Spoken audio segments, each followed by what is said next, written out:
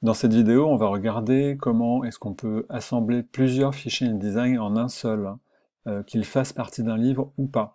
Donc là, j'ai pris l'exemple d'un livre.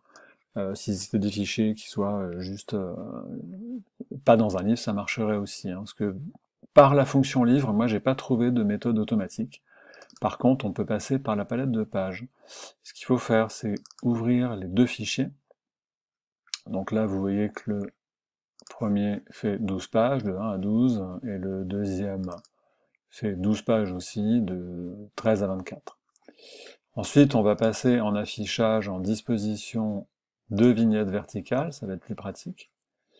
Et je vais venir dans mon cahier 2, je vais aller dans la palette de pages, prendre toutes mes pages, je les prends et je les fais glisser sur mon fichier 1. Je vais attendre qu'il m'affiche hop, la fenêtre, et là je relâche.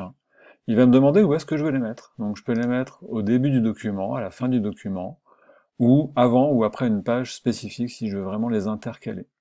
Et je pourrais aussi lui dire de me supprimer les pages après l'insertion, ça veut dire qu'il me les supprimerait dans le fichier d'origine. Là je vais pas le faire. Je lui dis OK. Et voilà ce qu'il me fait, c'est-à-dire qu'il me les met à la suite. Par contre, bien que mon premier fichier termine par une page de gauche et que le deuxième termine par une page de droite, il m'installe quand même automatiquement, hein, si je fais un clic droit sur cette page-là, une section. Ça veut dire un début de section ici, où, voilà, pour recommencer à une page toute seule. Pardon, si je veux que les deux pages s'enchaînent, j'ai juste à supprimer cette section. Voilà, il me met la 12 et la 13 en double page. Donc ça, c'est à voir ce que je veux faire ou pas.